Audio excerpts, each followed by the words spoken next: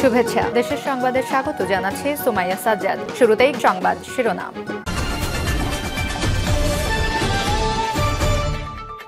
দ্রুত নির্বাচনের মধ্য দিয়ে সংস্কারের পথ সুগম করার আহ্বান মির্জা ফখরুল ইসলাম আলমগীরের। এরপর জানিয়ে দেব, মুসলমানদের ইসলাম থেকে দূরে সরিয়ে দিতে কথিত বুদ্ধিজীবীরা যুগ যুগ ধরে ষড়যন্ত্রে লিপ্ত, বলছেন চরমোনাই পীর। আরো জানিয়ে দেব, নির্বাচিত সরকারি জনগণকে সাথে নিয়ে রাষ্ট্র সংস্কার ও দেশ পরিচালনা করবে, বলছেন আমিনুল হক।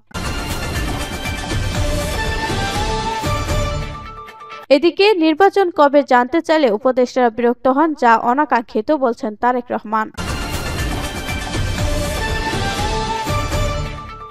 এবং সর্বশেষ জানিয়ে দেব, ঝিনাইদহে বিএনপির 2 গ্রুপের দ্বন্দ্ব প্রকাশ্য উত্তেজনা। শিরোনাম শুনলেন, এখন বিস্তারিত। তবে তার আগে ভিডিওটিতে একটি লাইক, কমেন্ট, শেয়ার করে সবাইকে দেখার সুযোগ করে দিতে বিশেষ অনুরোধ রইল।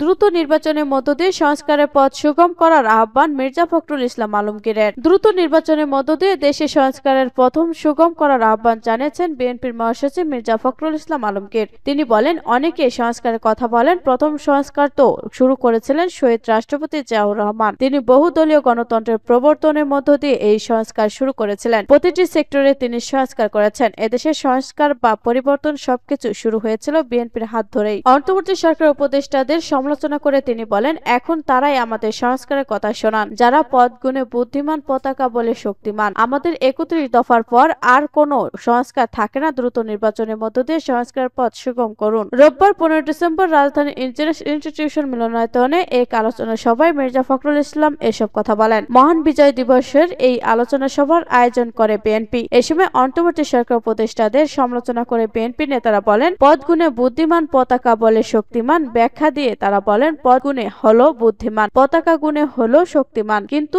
যখন পতাকা থাকে না তখন শক্তিও থাকে না। বিএনপি সম্পর্কে যে যাই বলেন, পদ গুণে করেন না। সভাপতি বক্তব্যে প্রথমে প্রত্যাশা ব্যক্ত করে মির্জা ফখরুল বলেন, ভার্চুয়ালি নয়, সবার প্রত্যাশা দ্রুত সশরীরে উপস্থিত হয়ে আমাদের মধ্যে বক্তব্য দেবেন তারেক রহমান। আওয়ামী লীগের সমালোচনা করে ফখরুল বলেন, এই আওয়ামী লীগ সেই দল যারা স্বাধীনতার পর আমাদের স্বপ্ন গণতন্ত্রকে হত্যা করেছে, রাজনৈতিক প্রতিপক্ষ হওয়ার তরুণদের হত্যা করেছে। এটা বারবার মনে করতে হবে। এ সময় ডক্টর খন্দকার মোশাররফ হোসেন বলেন, আজ দেশের মানুষের একটাই প্রশ্ন, আমরা কেন আমাদের অধিকার আজও ফিরে পেলাম না? মানুষ প্রত্যাশা করেছিল যে জন্য প্রাণ দিয়েছে সে লক্ষ্যে সরকারের কাছ থেকে ইতিবাচক সাড়া পাবে, কিন্তু সেটা তারা পায়নি। স্বৈরাচার পালিয়ে গেলেও তারা অনুতপ্ত না, বরং নানা ধরনের উস্কানি দিয়ে অরাজকতা সৃষ্টির পায়তারা করছে। তবে দেশের মানুষ কখনোই নিশ্চুপ বসে থাকেনি, এর প্রতিকার করেছে, ভবিষ্যতেও করবে। সুযোগ পেলে তারা ভোটের মাধ্যমে সরকার পরিবর্তন করে, সুযোগ না পেলে গণ অভ্যুত্থান ঘটায়। তাই সাবধান করে দিতে চাই, যারা বর্তমানে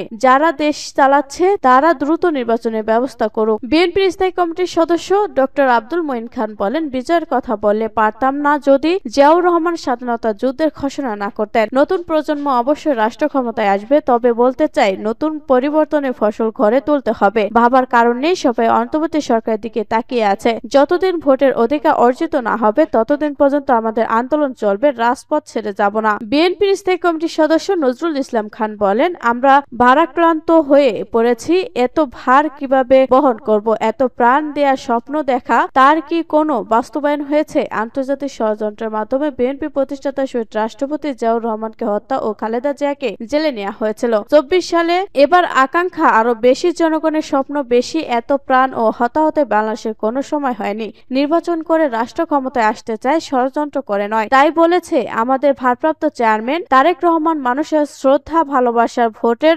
মাধ্যমে ক্ষমতায় যাবে বিএনপি। সবাইকে উদ্দেশ্য করে তিনি বলেন, বর্তমান সরকার তো জোর করে দায়িত্ব নেয়নি, জনগণও আমরা জোর করে দায়িত্ব দিয়েছি। সে সঙ্গে সরকার উপদেষ্টাদের সমালোচনা করে তিনি বলেন, বিএনপি নিয়ে কথা বলার আগে হিসাব নিকাশ করে বলতে হবে। যা মন্তব্য করবেন এ পদ গুণে করবেন না। জিয়াউর রহমান বলতেন, মন্ত্রীর চেয়ে রাজনৈতিক নেতা বড়, পদগুলো হলো বুদ্ধিমান, পতাকা গুণে শক্তিমান, কিন্তু যখন পতাকা থাকে না তখন তখন শক্তিও থাকে না। বিএনপি সম্পর্কে যে যাই বলেন পদ গুণে করেন না, পরামর্শ শুনতে চাই। মুসলমানদের ইসলাম থেকে দূরে সরিয়ে দিতে কথিত বুদ্ধিজীবীরা যুগ যুগ ধরে ষড়যন্ত্রে লিপ্ত, বলছেন চরমোনাই পীর। ইসলামী আন্দোলন বাংলাদেশের আমির মুফতি সৈয়দ মোহাম্মদ রেজাউল করিম পীর চরমোনাই ইসলামী বিরোধী বহুমুখী ষড়যন্ত্র মোকাবেলায় ছাত্রদের বিভিন্ন পুস্তক অধ্যয়ন করে জ্ঞান অর্জনের গুরুত্বারোপ করে বলেছেন, মুসলমানদের ইসলাম থেকে দূরে সরিয়ে দিতে কথিত বুদ্ধিজীবীরা যুগ যুগ ধরে ষড়যন্ত্রে লিপ্ত আছে। তিনি বলেন, ইসলামের যে একটি পরিপূর্ণ শান্তির জীবন বিধান তা বিজয়িতা বুঝতে শুরু করলেও অনেক মুসলমান এখনো ইসলামের সৌন্দর্য সম্পর্কে অবগত নন। আমরা ওই সকল মুসলমানদের ইসলামের পরিপূর্ণ বিধান সম্পর্কে বুঝতে না পারার কারণে আজও তারা অবুঝ থেকে যাচ্ছে। ইসলামী ছাত্র আন্দোলন বাংলাদেশের চরমোনাই কওমি শাখার সভাপতি ফয়জুল্লাহ বিন সিদ্দিকীর সভাপতিত্বে অনুষ্ঠিত সেমিনারে প্রধান মেহমান ছিলেন আন্তর্জাতিক ইসলামী ব্যক্তিত্ব ইসলামী আন্দোলন বাংলাদেশের সিনিয়র নায়েবে আমির মুফতি সৈয়দ মোহাম্মদ ফয়জুল করিম শায়েখে চরমোনাই বলেন, ইসলামী ছাত্র আন্দোলন বাংলাদেশের প্রত্যেক ছাত্রকে ত্যাগী, আবেদ ও দানশীল হতে হবে।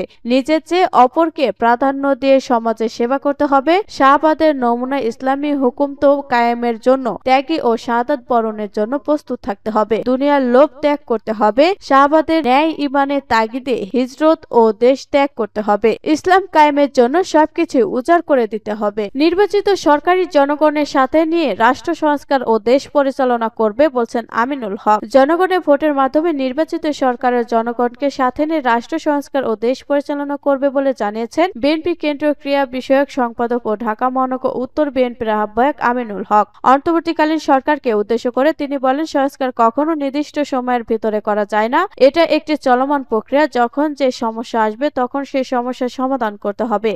বাংলাদেশের জনগণ আপনাদেরকে অন্তর্বর্তীকালীন দায়িত্ব দিয়েছে। আপনাদের যে যা জায়গায় চলমান সংস্কার কাজগুলো রয়েছে আপনারা সেই সংস্কার কাজগুলো করুন। পরবর্তীতে জনগণের ভোটে দেশে যখন একটা নির্বাচিত সরকার প্রতিষ্ঠা হবে তখন সেই নির্বাচিত সরকারি দলমত নির্বিশেষে জনগণকে সাথে নিয়ে সংস্কার করবে। আমিনুল হক বলেন, গত 15 বছর ধরে এদেশের জনগণ ভোট দিতে পারে নাই। বাংলাদেশের মানুষ অধীর আগ্রহে তাকিয়ে আছে কখন তারা তাদের নাগরিক অধিকার ভোটাধিকার প্রয়োগ করবে। দেশের জনগণ সুষ্ঠু ও নিরপেক্ষ ভোট উৎসবের মাধ্যমে জাতীয় সংসদ নির্বাচনে তার পছন্দের প্রার্থীকে ভোট দিয়ে জাতীয় সংসদ পাঠাবে। জনগণ সেই ভোট উৎসবের অপেক্ষায় আছে। রাষ্ট্র সংস্কার মেরামতের 31 দফা হচ্ছে একটি রূপরেখা উল্লেখ করে বিএনপির এই কেন্দ্রীয় নেতা বলেন, সেই 31 দফার মাধ্যমে আমাদের রাষ্ট্র মেরামতের ফলে বাংলাদেশকে একটি সুউচ্চ জায়গায় নিয়ে যেতে পারব। পল্লবী থানা বিএনপির ভারপ্রাপ্ত আহ্বায়ক কামাল হোসাইন খান অনুষ্ঠান সঞ্চালনা ও পল্লবী থানা যুবদলের সভাপতি নূর সালাম সভাপতিত্ব করেন। নির্বাচন কবে জানতে চাইলে উপদেষ্টা বিরক্ত হন, যা অনাকাঙ্ক্ষিত, বলছেন তারেক রহমান। রাষ্ট্র মেরামত কতদিন সময় লাগবে অন্তর্বর্তী সরকারের কাছে তা জানতে চেয়েছেন বিএনপির ভারপ্রাপ্ত চেয়ারম্যান তারেক রহমান। নির্বাচনের রোডম্যাপ জানতে চাইলে উপদেষ্টারা বিরক্ত হন অভিযোগ করে তিনি বলেন, নির্বাচনের রোডম্যাপ ঘোষণার কথা শুনলে উপদেষ্টাদের চেহারায় অস্বস্তির ছাপ ফুটে ওঠে, যা জন আকাঙ্ক্ষার বিরোধী। সরকার তাদের কার্যক্রমের মাধ্যমে জনগণের কাছে যত বেশি স্বচ্ছ থাকবে জনগণ তত বেশি সহযোগিতার হাত বাড়িয়ে দেবে। নির্বাচনের রোডম্যাপ ঘোষণার মাধ্যমে অন্তর্বর্তী সরকারের স্বচ্ছতা আসবে জানিয়ে বিএনপির ভারপ্রাপ্ত চেয়ারম্যান বলেন, বর্তমান অন্তর্বর্তী সরকার কি করতে চাইছে, রাষ্ট্র মেরামত করতে আর কত মাস সময় লাগবে সেটি জানার অধিকার জনগণের রয়েছে। সরকার রোডম্যাপ ঘোষণা করলে জনগণের কাছে সরকারের স্বচ্ছতা ও জবাবদিহি নিশ্চিত করবে, প্রশাসনিক কার্যক্রমে গতিশীলতা আসবে। তিনি বলেন, রাষ্ট্র রাজনীতি গুণগত পরিবর্তনের জন্য সরকারের বিকল্প নেই। একই সঙ্গে এটিও মনে রাখা জরুরি, কেউ ফ্যাসিবাদ মুক্ত হতে চাইলে সংবিধান বাধা হতে পারে না। ফ্যাসিবাদ রুখতে নাগরিক জীবনের প্রতিদিনের চালচিত্র গণতন্ত্রের রাজনীতির চর্চা থাকা দরকার। অন্তর্বর্তী সরকার নিজেদের সফলতা দেখতে চায় কিনা প্রশ্ন রেখে তারেক রহমান বলেন, জনগণ যথেষ্ট ধৈর্য ধরে আছে, কারণ তারা সরকারকে সফল দেখতে চায়। অন্তর্বর্তী সরকার নিজেরা নিজেদের সফল দেখতে চায় কিনা তা তাদের কার্যক্রমের মাধ্যমে প্রমাণ করতে হবে। 5 আগস্টের পর অভূতপূর্ব ঐক্যের মোহনায় জাতি এ ঐক্যকে কাজে লাগাতে বৈষম্যহীন সমাজ গড়তে চায় বিএনপি। ঝিনাইদহে বিএনপি 2 গ্রুপে দ্বন্দ্ব, প্রকাশ্য উত্তেজনা। নতুন কমিটি গঠনে তোড়জোড়ে ঝিনাইদহ জেলা বিএনপির দ্বন্দ্ব প্রকাশ্য রূপ নিয়েছে। গত 2 দিনের ব্যবধানে 10 জন বিএনপি নেতাকর্মীকে আহত করা হয়েছে। এ ঘটনায় বিএনপির 2 পক্ষ পাল্টাপাল্টি বিক্ষোভ মিছিল করেছে এবং জেলা বিএনপি সভাপতি অ্যাডভোকেট এম মজিদের কুশপুত্তলিকা দাহ করা হয়েছে। সেখানে এম মজিদের পদত্যাগ বিচারের দাবিতে বিক্ষোভ করা হয়। এরপর ঘটনা থেমে থাকেনি। শনিবার সন্ধ্যায় আবারও জেলা বিএনপির একাংশের কার্যালয়ে হামলা চালিয়ে ভাঙচুরের ভাঙচুরের অভিযোগ উঠেছে। সেখানে অফিস পরিচালনা করে থাকেন ঝিনাইদহ 2 আসনে এমপি মরহুম মশিউর রহমানের জ্যেষ্ঠ পুত্র কেন্দ্রীয় র‍্যাব সদস্য চিকিৎসক ও জেলা বিএনপি স্বাস্থ্য বিষয়ক সম্পাদক ইব্রাহিম রহমান বাবু। ভাঙচুরের ঘটনায় তিনি জেলা বিএনপি সভাপতিকে দায়ী করেছেন। ঘটনার পরপর বাবুর নেতৃত্বে জেলা শহরের বিক্ষোভ মিছিল বের করা হয়। বর্তমানে ঝিনাইদহে বিএনপি 2 গ্রুপের মধ্যে উত্তেজনা বিরাজ করছে। যে কোনো সময় আবারও রক্তক্ষয়ী সংঘর্ষ হতে পারে বলে স্থানীয় নেতাকর্মীরা মনে করেছে। তারা অবিলম্বে কেন্দ্রীয় নেতৃবৃন্দের হস্তক্ষেপ কামনা করছেন। জানা গেছে, দেশের অন্যান্য জেলার মতো কেন্দ্রীয় বিএনপি ঝিনাইদহ বিএনপির আহ্বায়ক কমিটি গঠনের প্রক্রিয়া নিয়ে এগুচ্ছে। বর্তমানে পদবি ও নিজেদের সামর্থ্য জানান দিতে জেলার বিভিন্ন স্থানে সভা সমাবেশে ব্যস্ত সময় পার করছেন ঝিনাইদহ বিএনপির নেতাকর্মীরা। এরই অংশ হিসেবে গত শুক্রবার বিকেলে হরিণাকুণ্ডু উপজেলার জোড়াদহ ইউনিয়নের লালন বাজারের জেলা বিএনপি স্বাস্থ্য বিষয়ক সম্পাদক ইব্রাহিম রহমান বাবুর উদ্যোগে এক জনসভার আয়োজন করা হয়। সেখানে হরিণাকুণ্ডু থানা বিএনপি সাধারণ সম্পাদক তাইজাল হোসেন এবং জোড়াদহ ইউনিয়ন বিএনপি সভাপতি সাজেদুর রহমান রনির লোকজন হামলা করে। এ সময় 10 জন নেতাকর্মী আহত হয়।